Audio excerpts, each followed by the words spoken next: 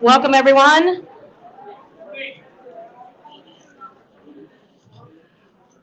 What an amazing crowd. This is awesome. You know how to draw a crowd, Connie. Well, it's all you, that is for sure. So thank you so much for being here. This is Crossroads, and Crossroads is a monthly luncheon of Interfaith Alliance of Iowa, and at the core, it is really about civility and how we have conversation in the public square on really important issues. And thank you to those who are online as well. We have 150 or so folks in the room, and we have another probably 100 online, so we're just excited to be able to have this conversation today. And if you are new to us and you found out about this because of a book club or from a friend or whatever that is, if you want to be with us on a regular basis and also be connected to the work that we do at large, both education work and also advocacy work, particularly at the Iowa legislature. We'll talk about that later.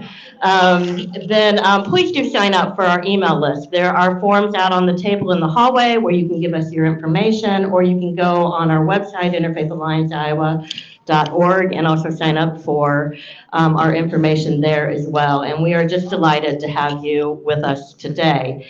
And I am really delighted to have Rekha Basu with us today to have this conversation. Will you welcome Rekha with me? Thank you.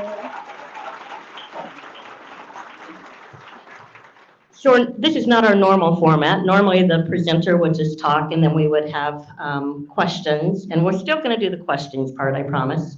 But we thought we would just have more of a conversation rather than Rekha just standing up here and presenting. So lecturing at people. Yeah, lecturing. I did that enough in my column. Right? Yeah. And so I have written several questions, and she doesn't know what they are. Back to the side, sorry. I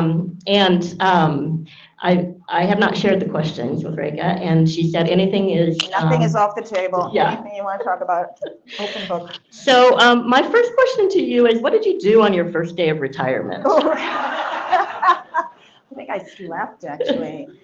You know, it was just kind of overwhelming. I mean, it was almost too much to sort of process and digest being retired. So I tried to carry on as if life was normal, but my desk was overflowing with stuff I had brought back from the office, and it had to all be sorted, and I was getting ready to go to the East Coast for Christmas to be with my grandbaby, and it was just like a rush of emotions. Actually, that day there was an office party in my honor at this Cosmo Lounge that we used to go to across the street from the old Register building. So that was very fun and all candlelit. A lot of alcohol was consumed that night.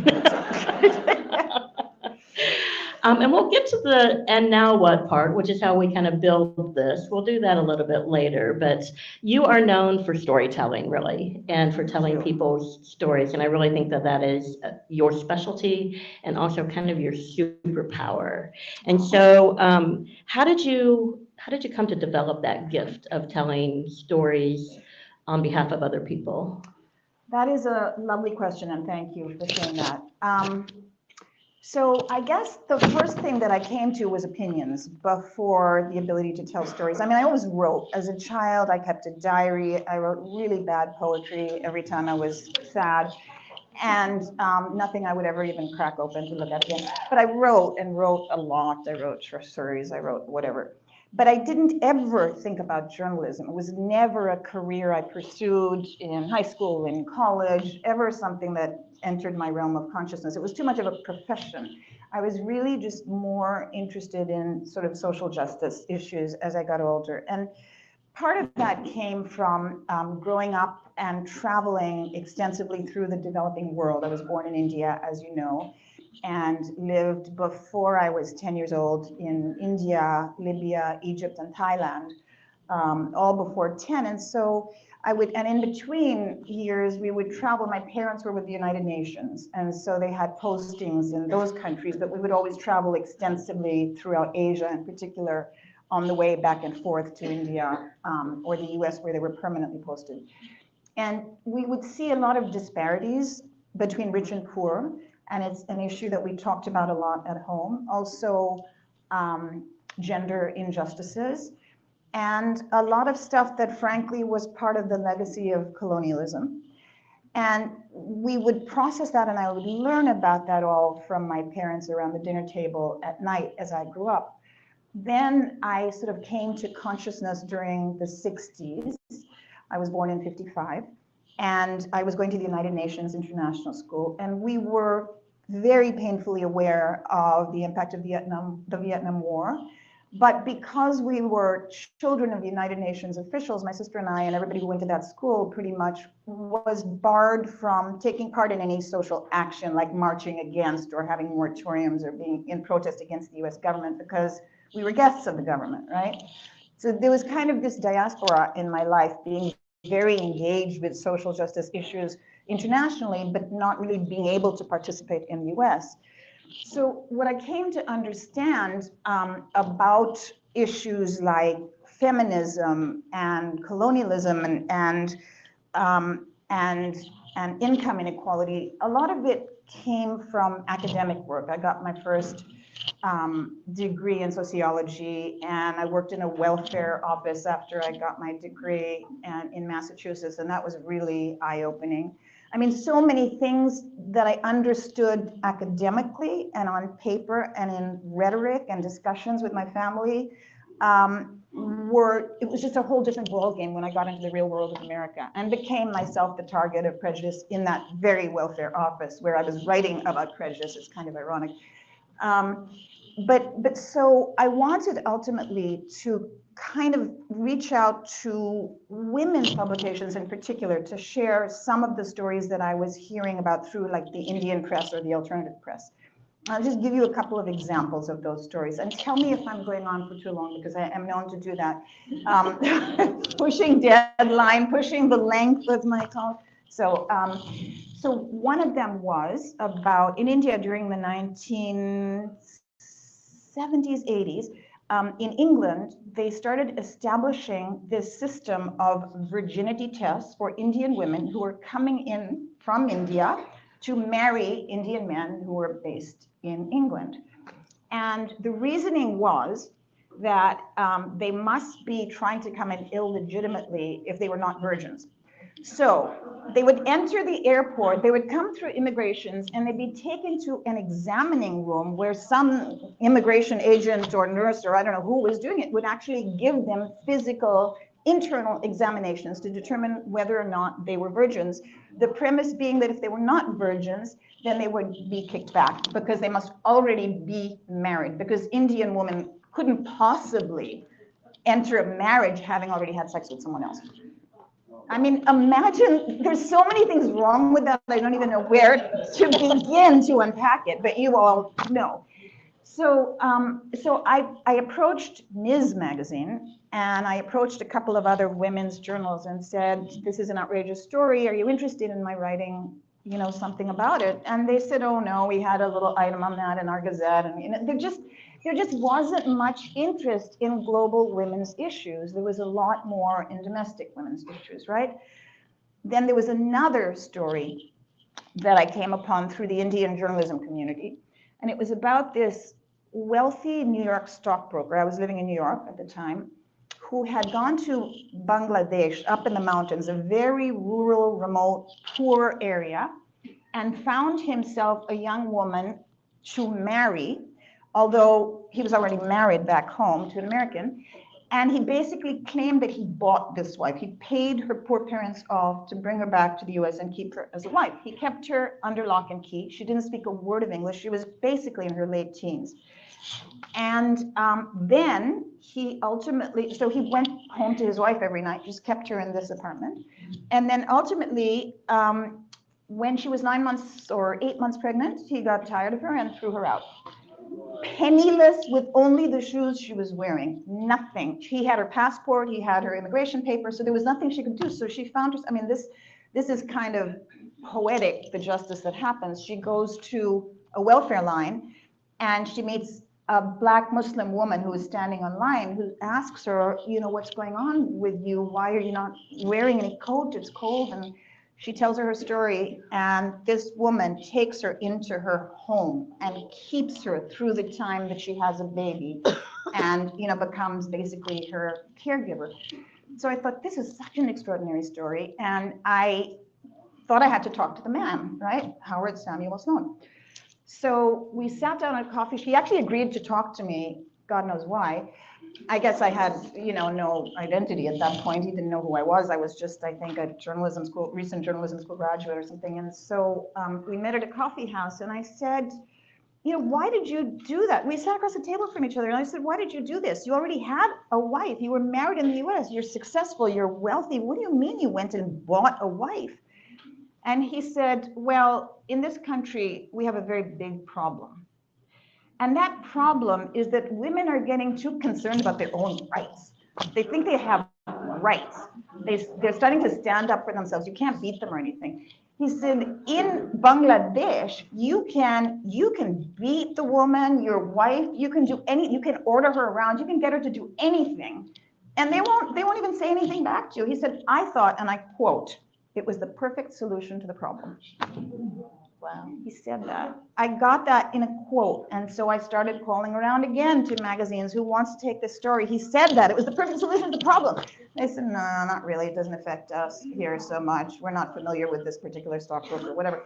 So I ended up publishing it my sister happened to be in college in Massachusetts teaching, and she said there was a weekly women's newspaper, Valley Women's Voice, so I got it published there. So anyway, this is a long story short. It's not been short, sorry. But I realized that there were so much larger messages in these kinds of stories that needed to be told that people were not getting in the American press.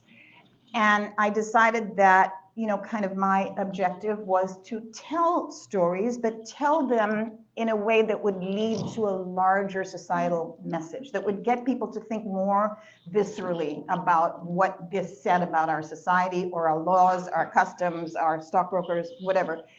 And so I ended up getting a graduate degree, starting out as a reporter in journalism, starting out as a reporter at small upstate newspapers, where really the only position I could get as a fledgling reporter was covering night sewer board meetings in outstate areas. So it wasn't exactly third world debt I was discussing, but I figured I was getting some good reporting skills along the way. Eventually, I was invited to be an editorial writer through a strange process of circumstances, became one in upstate New York, applied to the Register for the same job, got hired, and pretty soon, because I just kept filing columns, also personal columns, they said, okay, just shut up and become a columnist. So that's how it happened. Does that answer your question? That is awesome. And the storyteller shines her light. Tells a very long story to a short question. So you've had the opportunity to do thousands and thousands of interviews over the years, I'm sure.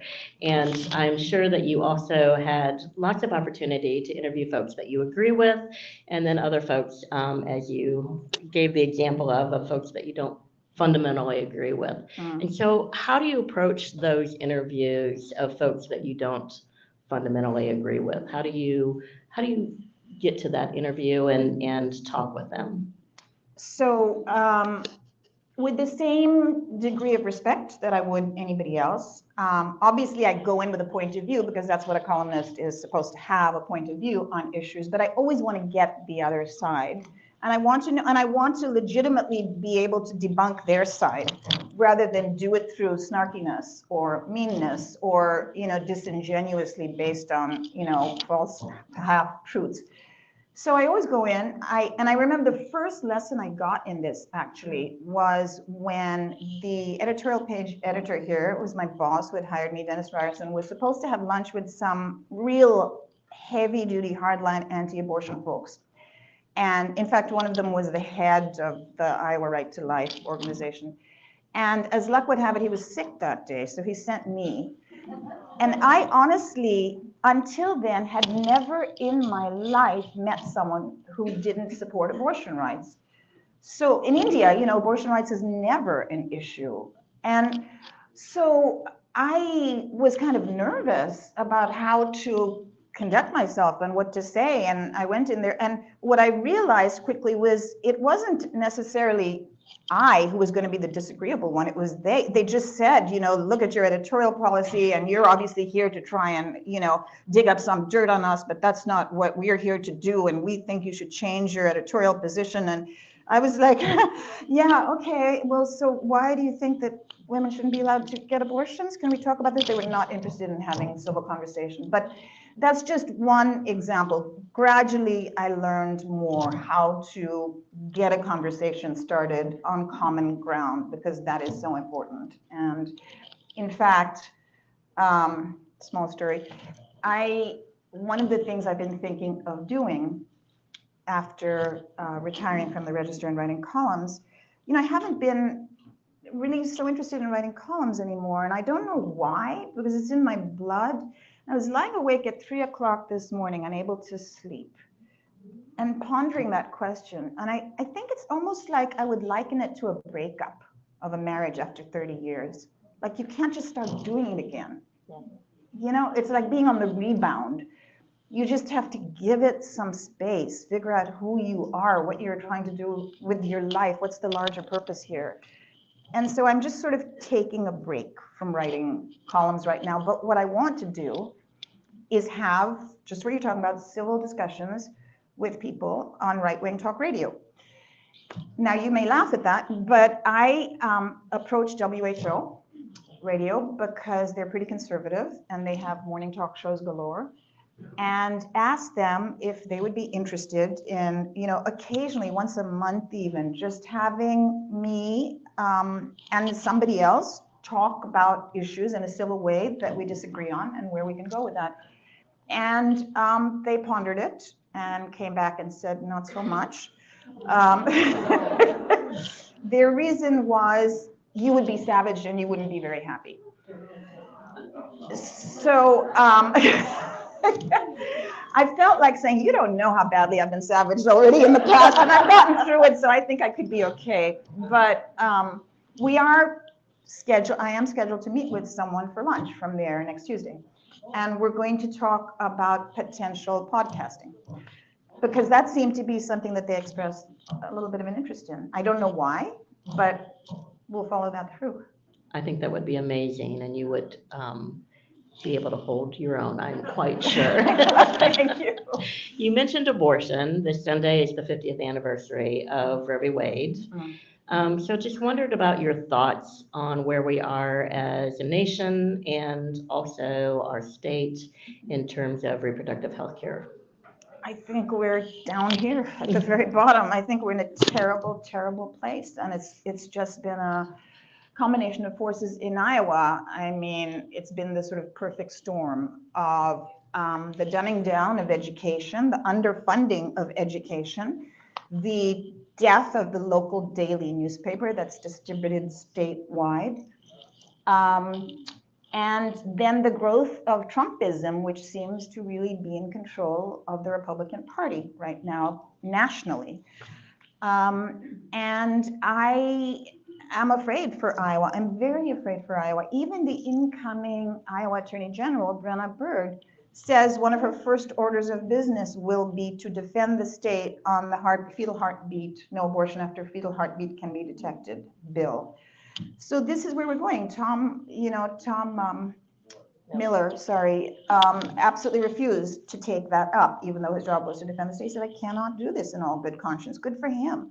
But we're going in another direction now, and now it's going to be before the courts, and now Iowa's Supreme Court has also been, most of its members have been supported by very conservative Republicans, and I'm afraid of where that's going to go. And it's going to be a horror story if abortion is made illegal.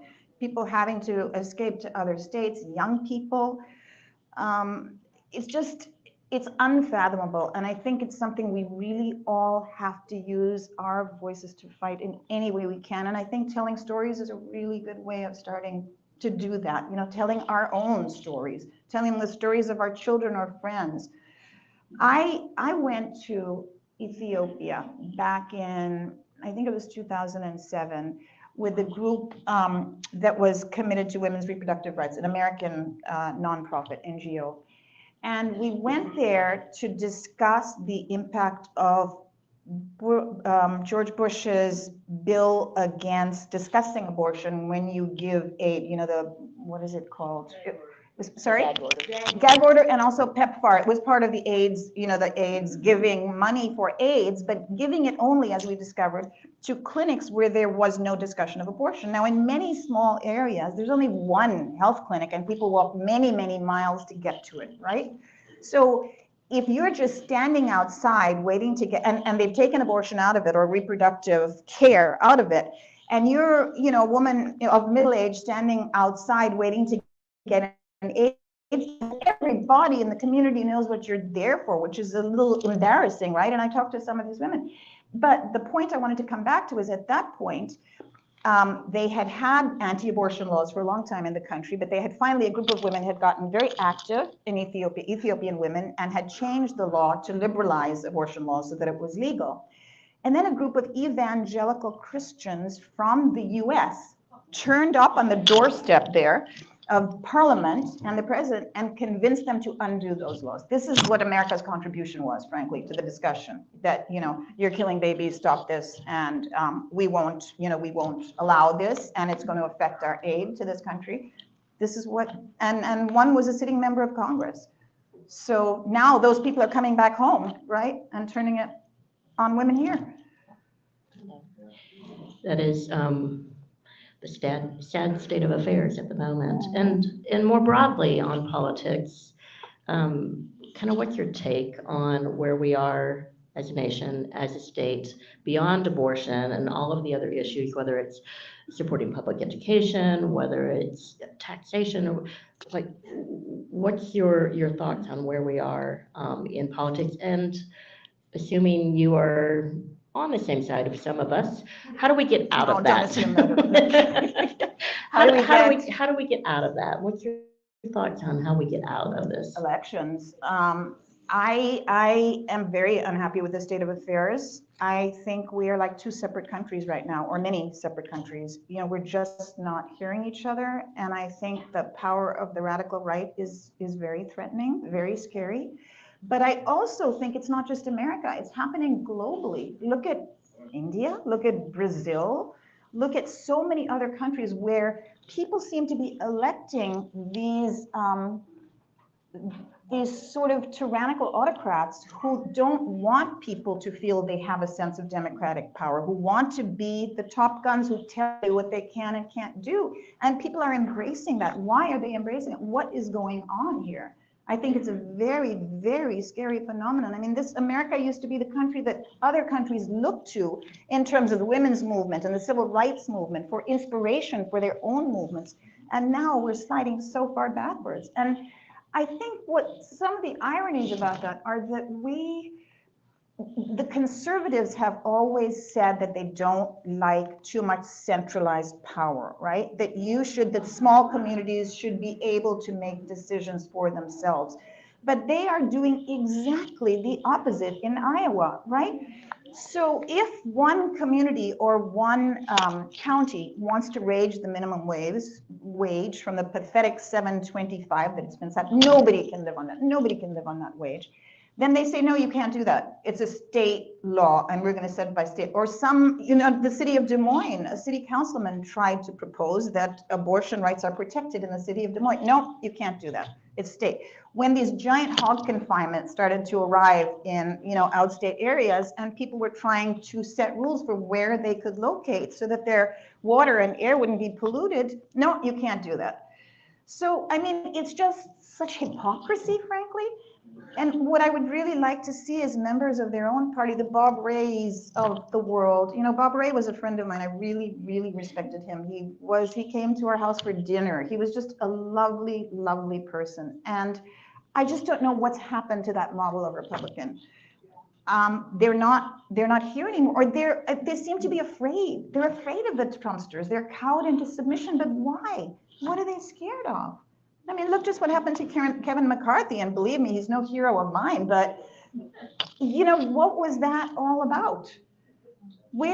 How far do they want to go with this? And I'm afraid, looking at what's happening in Iowa with Kim Reynolds' school voucher program, that she basically wants all kids to end up going to, now she says private school, but really she's talking about parochial religious schools, because there aren't many private schools that aren't religious.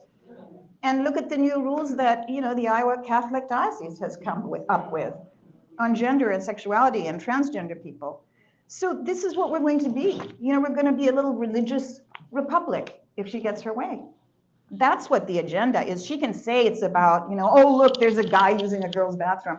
I mean, that's not the issue. She's trying to really change and so, you know, this is how she gets her voucher thing through. And she managed to get people primaried who were opposed to it in the last election so that other people won and are coming in. And now it looks like she has a majority. And then they do away with the role of the House Appropriations Committee to consider what the costs of this all would be. And they're huge, right? So they can take it directly to open debate in the Senate and the House. It's just horrifying. We all have to say no to this.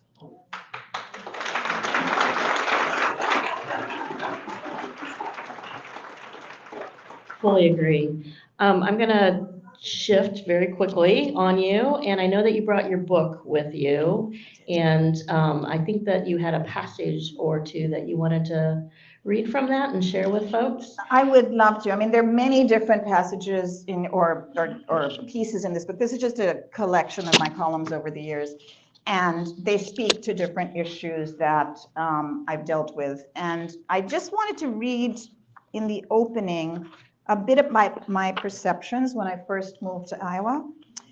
And then if you like, and if we have time, I might read from my very last column for the Register about what I learned. So there's a bit of a contrast, okay? So. And remind us when you came to Iowa, what year? I came in 1991, at the end of 91, 31 years ago. Left for a year in Florida. It was like a little sabbatical. We came back with our tails between our legs saying we missed Iowa, because we really did miss Iowa a lot, a sense of community here. There was nothing like it. And that's, you know, that's what keeps me here. And I feel like I have that very much here in Des Moines. And some of my closest friends are in the audience today who keep me here. But, you know, well, thank you. I like you too. All right, but yeah, so we're back here, and it's been 30 years that I've been writing this column for the Register. 2 decades, this is when I wrote this. I moved to Iowa, this is the introduction of the book. I moved to Iowa armed with a New Yorker's sense of absolutes, intending to write commentaries on race, gender, and human rights. I was accustomed to activists pounding on reporters' doors to publicize their causes. So when a corporate sponsor of Planned Parenthood pulled its support from rural health clinics around Iowa under pressure from anti-abortion groups, it was surprising to hear scarcely a word uttered in protest. When a local judge addressing a judicial conference made an appalling joke about how a woman's anatomy could be used, people shrugged it off. And an effort to add an equal rights amendment to the state's constitution was regarded as nitpicky and quietly went down in defeat. Where is Des Moines women's anger about social issues? I demanded in one of my first columns. I learned the state had its paradoxes. In some ways, Iowa was ahead of others in equal rights laws. Mixed race couples could marry here when they could not in Nebraska. Iowa's Carrie Chapman Catt had led the campaign to ratify the 19th Amendment, giving America's women the right to vote. Des Moines' Edna Griffin stood up to racial segregation 7 years before Rosa Parks spearheaded the Montgomery bus boycott. And in my years here, Iowa has pioneered the nation's first anti-stalking law and recognized same-sex marriage in advance of most states. Still, Iowa today shares with only Mississippi the status of never having elected a woman to Congress or to the governor's office. Ha, so much for that. Women began to quietly share with me their experiences of being sidelined, exploited, or rendered invisible. One high-powered businesswoman whispered that she almost couldn't contain her rage, but couldn't safely express it. I met women waging bitter child support battles whose deadbeat ex-husbands had escaped prosecution. I saw police refusing to enforce no contact orders against abusive partners, and I learned the most powerful club for business people was closed to women. Sex discrimination knows no geographical boundaries, but nor do courage and conviction. In places where women have identified a wrongdoing and organized against it, there are at least efforts to conceal it. In small-town Iowa, on the other hand, openly challenging a powerful man, such as the police chief or high school coach, can leave a woman isolated and marginalized. That makes the courage of those in these stories who have done so all the more noteworthy. This book is a tribute to them. Thank you. Thank you. If we have to stop at 12, I don't need to read anymore. Are we going until 12? Should we Till open 1, it? yeah. Oh, till 1. Yeah. I mean, until, right, we started at 12, sorry. But we do want to leave time for questions, but if you want to I would read like, part of okay, your, yeah, I'll read please do. some of this piece that I have somewhere. Or do I not have it? Here.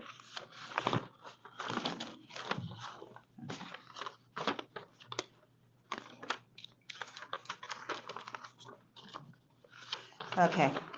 This was published December 4th, and it was my last column for the Register. I started work at the Register November 4th, 1991, 3 days after a disgruntled University of Iowa grad student opened fire in a department office, killing 5 of his 6 victims, including himself. The lone survivor was Mia Rodolfo Sioson, a 23-year-old student and temp in the office that day, who was left paralyzed from the neck down. When I later interviewed her, a passionate, idealistic young woman committed to seeking justice for Central America, she had every reason to be angry or despondent. She needed attendants to do everything. Her only control was through a mouthpiece. Yet she felt privileged to still be alive, continuing to work toward her cherished causes and nurturing hopes of someday traveling abroad, getting her master's, marrying, and adopting kids. Meeting her changed me, as countless encounters with sources have done in the 30-plus years I've written columns here.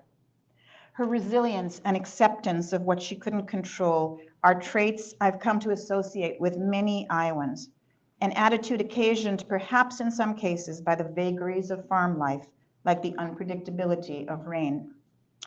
But if Rodolfo Sioson's wish to keep living taught me one lesson, my friend Louise Noun's wish to die, which she shared with me in confidence in 2002, was a different wake-up call.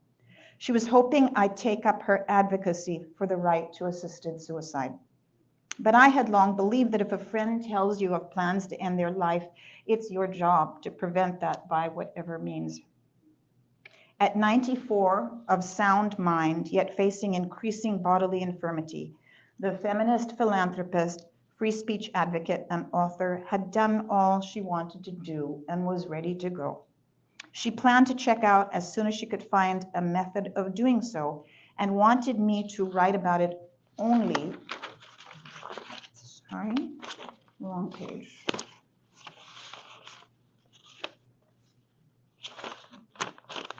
Okay, I think it's here.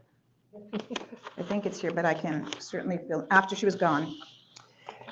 Meanwhile, I had to keep it a secret, even from my husband and mother. I tried to argue that she still had much to contribute and that I'd miss her greatly. She had to remind me this wasn't about me. And ultimately, I had to learn to accept her decision. For the same reason, I believe a woman must have the right to choose whether or not to bear a child. It's her body and her choice. Now, as I leave this job, I think back on some of the ways it has forced me to rethink some of the values I held as absolute.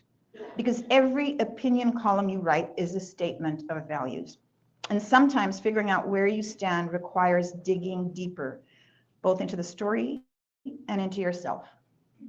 A very different sort of death that haunted Iowans in the 90s was shrouded in ambiguity. A mother was charged with second-degree murder in the death of her 2-week-old son and sentenced to 50 years in prison.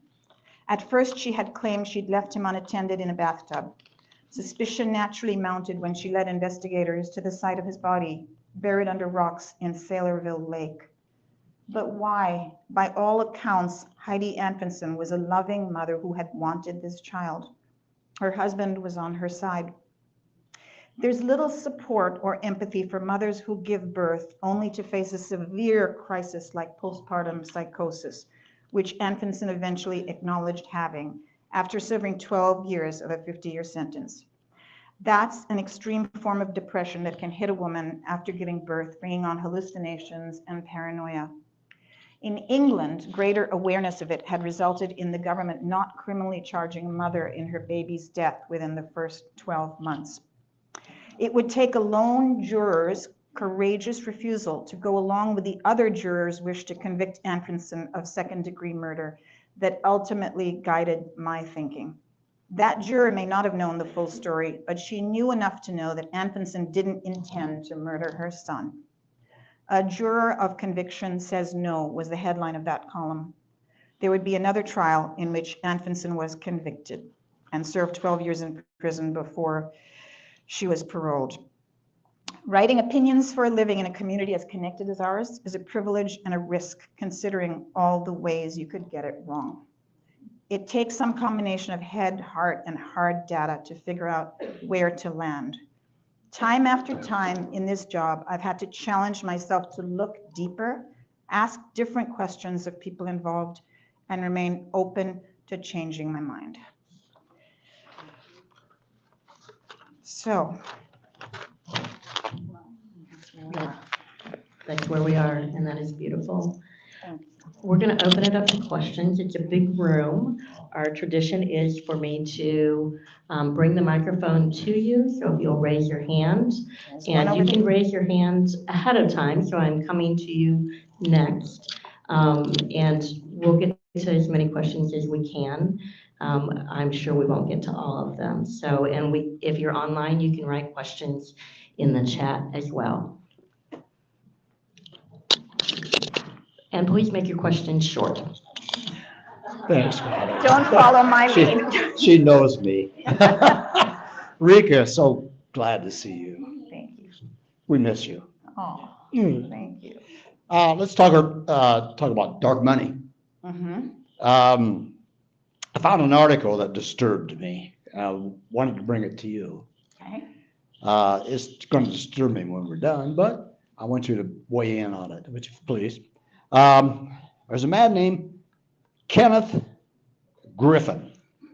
Kenneth Griffin, multi-billionaire, owns a hedge fund called Citadel CC or LLC. Okay. Is he an Iowan? New York. That's Anyway, oh, he's Miami. Sorry. Our gracious governor has a political action committee fund called Priorities for Iowa. Kenneth, somehow, she and Kenneth got together, and Kenneth has sent her hundreds of thousands of dollars to be put into this political action committee for the state of Iowa called Priorities for Iowa. And I fear how our governor is going to be using it. Could you speak a little bit about what the impact is for dark money in our politics, please? It's horrifying. I mean, we need to know what that money is for. People have the right to know what it's going towards. And we have enough evidence, frankly, time after time of our governor kowtowing to business and leaving workers at risk as a result, such as during the pandemic of COVID, right? She wanted to keep the meatpacking plants open even when there were people there joking about who's going to die next among the workers from COVID, right? The managers were betting on who was right, exactly. And there was, I think, eventually a conviction there. But I mean, and then people did start to die. Workers started to die. There were no protections. There were no masks. They claimed there were. And her excuse was for keeping them open that the world needs our pork.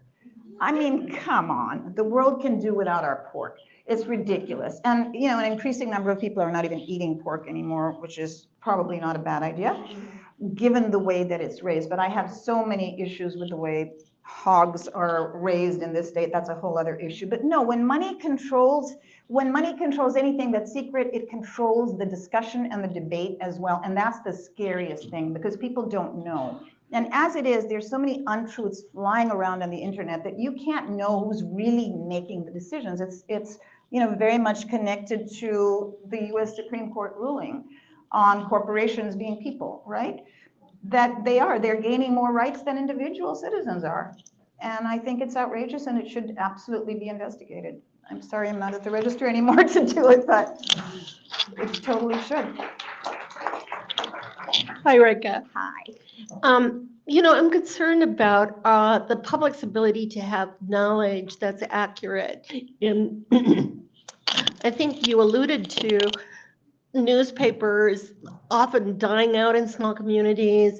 And I've seen my own register getting smaller and smaller. And I see a lot of the people I've followed for years going Yes. away to other places or retiring as you are. Yeah. I also am concerned that, you know, when you have a Republican-controlled legislature and governor, everything's done behind closed doors. Yes. How do we get investigative journalism done so that the people really know what's going on in the world?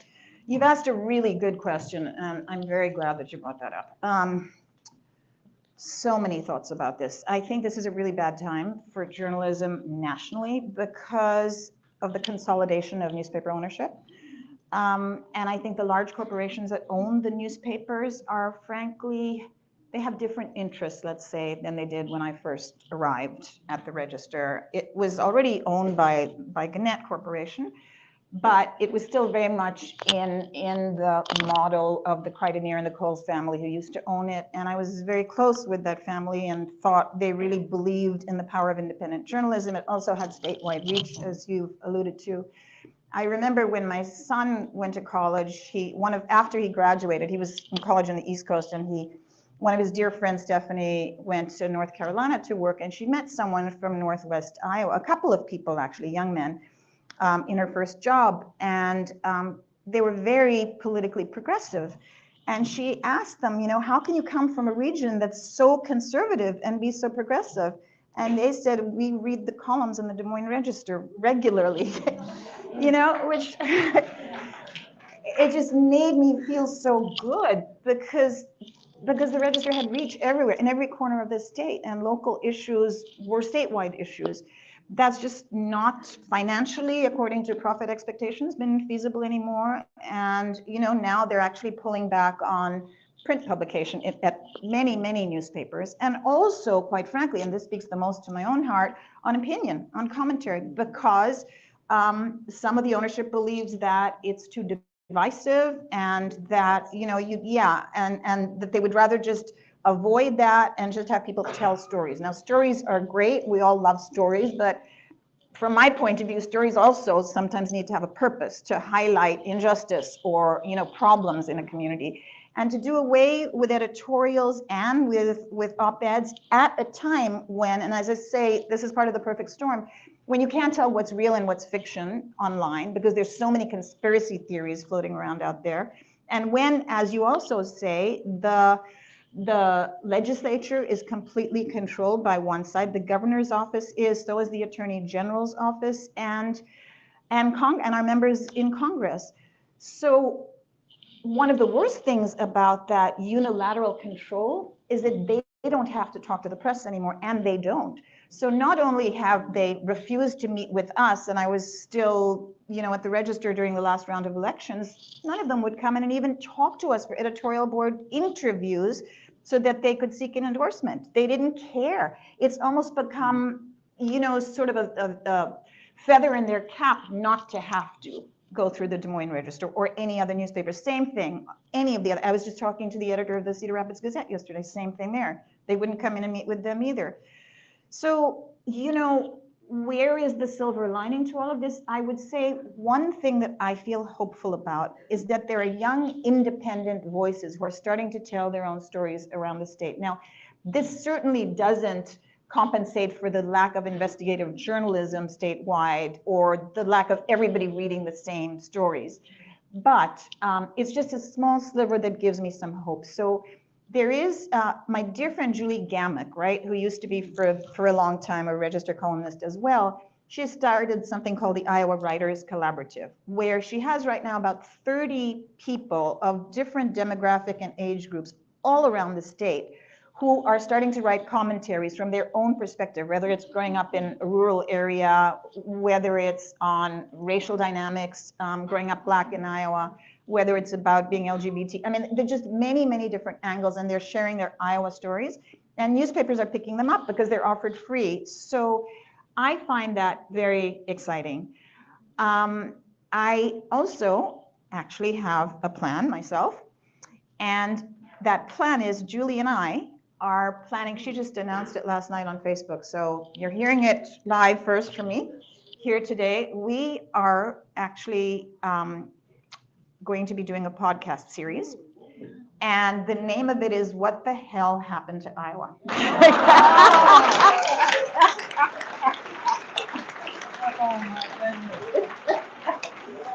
And we are going to travel all around the state and investigate how these topics, like school vouchers, for example, are going to be affecting people in small communities where, for example, there's only one school and it's not private, you know? So stay tuned for that. It'll be coming. It'll take a little while for us to figure out all the technical aspects, but we plan to cover it thoroughly. So, yes. Hi, Rekha. My name is Christy. Hi. I have a best friend that we've been friends for over 40 years. Nobody Wow. at this table. Nobody at that table? Yeah, we're in the room. And our children were raised together. We're best friends. We spent a lot of time together. Her theology is very conservative, where mine is very progressive. She is a Republican. I'm a Democrat. And over the last few years, at least since Trump took office, we're unable to have a discussion about those topics at all. Now, that's just a small story about what's happening nationwide. And you alluded to that the two sides can't have civil discussions. Do you have hope in the future? And what? Absolutely. I have to have hope. I mean, I think the power of storytelling is great. And I think that the more people can share around personal issues, like I'll give you an example. I have a friend whose kid is gay, and actually 2 kids are gay, and his family is also very conservative Republican, and they never cared a whit about LGBT rights. But now, because there's a member of the family who's gay, they are willing to look at that issue, and they have more respect, and they're reading more and educating themselves more. It doesn't happen overnight, but it usually takes some personal connection to an issue. And this is why I think if we personalize stories, like the story of, you know, a worker in a meatpacking plant, and they're not all terrorists or, you know, people who are trying to steal our money by crossing our borders illegally. They're real people who really have family values in a way that we sometimes don't really show ours very much by reaching out and caring for other people. I think I really applaud you for still being friends, for one thing, for still being able to get together. I imagine you're able to get together for holidays and birthdays, celebrations, things like that.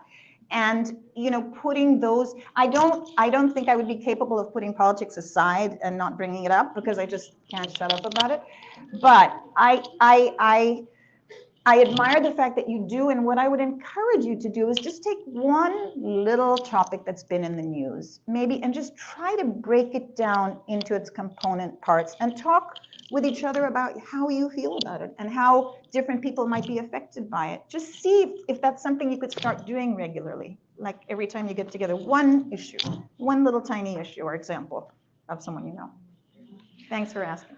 I'm concerned about us being able to find our voices. It seems that one side of the issue talks all the time and is very loud, and the rest of us who don't agree with them remain very quiet, or there's this fragility component and this exhaustion component. And how do you get people to go, you got to just keep digging deeper, and if you don't say it, nobody's going to help. I think you're here, right? And that's really good because other people are on the same page and will speak their truths, right? And one thing that has given me encouragement in Iowa is that there is this growth I see of new organizations that's trying to bring people together across social class and across gender and racial boundaries for a larger purpose, which is to get people elected. It's the Iowa Unity Coalition, and I just spoke there recently. Are you familiar with it? And they tap young people or people who might have some interest in using their voices to run for office, and then they support them financially and in terms of training and in all kinds of ways. So they meet at the Machinist Hall on the east side on East University, and I think it's really encouraging because of a lot of really bright and energetic and idealistic people are coming forward and saying that they have an interest in running for office. I mean, quite frankly, I'll tell you that I think it's also a big responsibility of the parties, the political parties, to start these conversations, and maybe in Iowa, that obligation has not been completely met recently. So, in the absence of that, I think people need to do it on a grassroots level. Engage in these conversations, start these ally groups, and then come together. I was very encouraged to see in the Des Moines area a whole host of young and new, energetic, enthusiastic, and quite talented people come together to run for office locally and to win at an extraordinary rate. Like Dr. Megan Srinivas, who had been, giving medical counsel on COVID and what to do about masking and shutting schools and things like that. She's now a legislator from Southern Des Moines. And I was very excited to see Sarah Trone Garriott win in that new district, right, against a really hardcore conservative. And I was super excited to see Kimberly Graham win the DA's race in Polk County. She is going to be a change agent. She really is. She's going to not do things the way they were done before in terms of who gets prosecuted and who doesn't. So look out for those folks and add your own voice. Yeah. Hi, I just want to say thank you for 30 years of incredible storytelling first. Aww. It's been amazing. Thank you.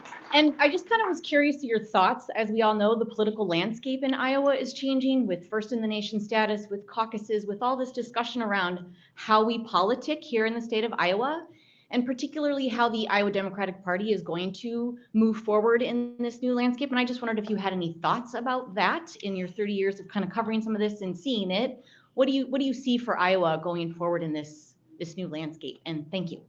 Thank you. I have conflicting feelings about that, about the caucuses. On the one hand, quite frankly, well, it was one of the things that drew me to Iowa, that there were the caucuses, that presidential candidates would come here. And it's been one of the best parts of my career with the Register, being able to interview presidential candidates early on, before they were even running for the nomination, when they were running for the nomination, even before that, they would come and visit us, and we got to sit and talk to them one-on-one, and we got to endorse them. They wanted our endorsements. They sought us out individually as a group.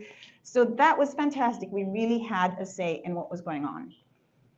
On the other hand, I have to say, I think that what actually happens in caucuses, having attended many as a reporter, but never as a participant because we're not allowed to be affiliated with political parties as staffers at the Register, opinion staffers or reporters, I felt that there was actually a lot more hoopla about what goes on in a caucus than what I actually witnessed happening.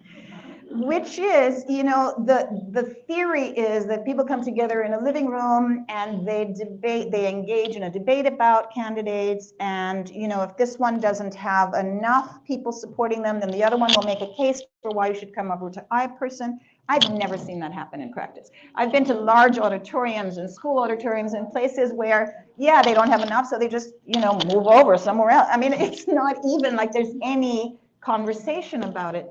So I think there's frankly a bit of mythology about the whole thing. On the other hand, I'm terribly, terribly sorry to lose it because it was so good for the state, not only financially, I mean, that's a big part of it, but also in terms of making people pay attention to Iowa and our issues that are going on here. Republicans will still have their caucuses. It's just the Democrats who haven't. And What can the Democratic Party do? I mean, I think the Democratic Party needs to sort of really wake up and, think about what it's doing and where it's going. All of these losses in the last cycle were not, I don't think we're coincidental. I think there needs to be a lot more door-to-door kind of legwork than what we've been seeing. And it's time for a whole rebirth of that party, frankly.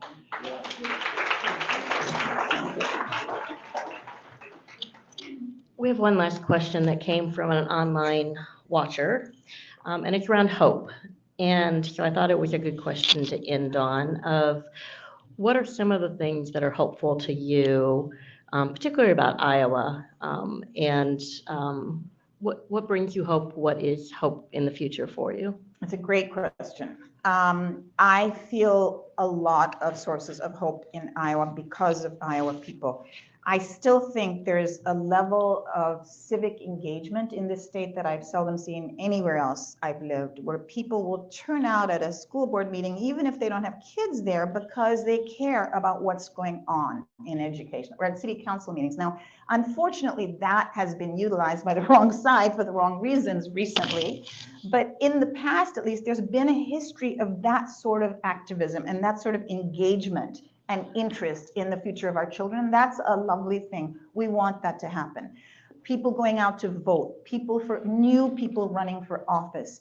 That is a very positive development. I was frankly really excited about the young people who turned out to march and protest for the Black Lives Matter movement. I thought that was wonderful in a state like Iowa. I had never seen that before, because Black people are in such a minority here, and they're so relentlessly pursued by the police so frequently without good cause.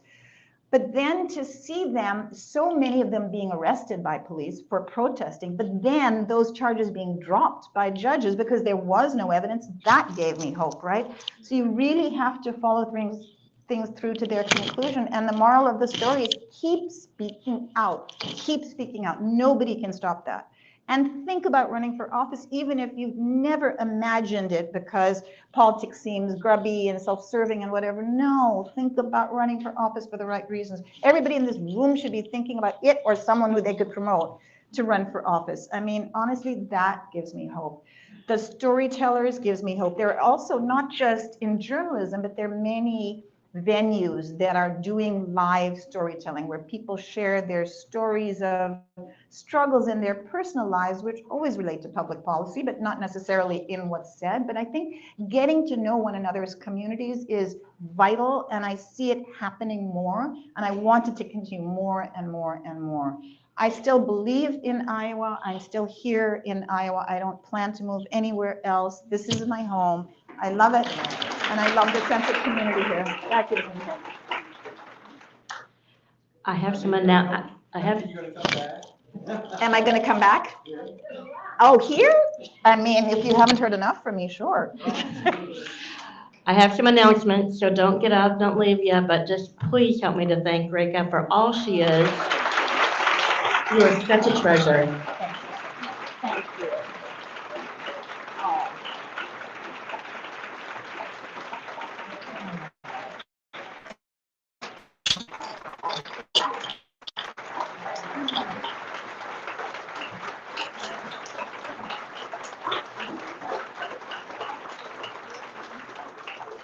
For those who are online, standing ovation for Rekha, and that doesn't ever happen. So Thank you all. just thank you so much. My announcements are, if you'll give me just a half a minute, our next gathering of Crossroads is always the third Friday, and it is on February 17th, and we have Terry Caldwell Johnson who will be joining us. She is the current president of the Des Moines Public Schools School Board, and she'll be talking with us about public schools and equity and how we can be supportive of public schools in this environment. So please return, make your reservations to do that.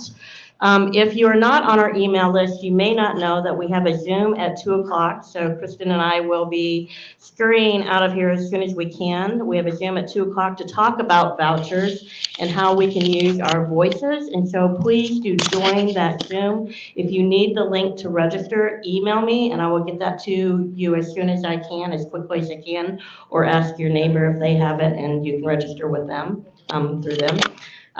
We need your help cleaning up. Please pick up everything on your trash and whatever. This is a big crowd, and normally we just take care of all of it. We need your help, so please do clean up after yourselves. Rekha brought her book with her, and so I'm going to send her out into the hallway after we're done, and if you want to purchase a book from her, have her sign it. She'll do that out there. And then lastly, please do join our email list if you're not already on it. We would love to have you as part of Interfaith Alliance of Iowa and all the work that we do, including Crossroads, our legislative work, our advocacy work, our education work. And so we hope that you will join us in this work. And for now, thank you so much to Rekha. I truly appreciate it. And thank you to all of you. Have a wonderful weekend. Well done, Connie. Well done. Thank you.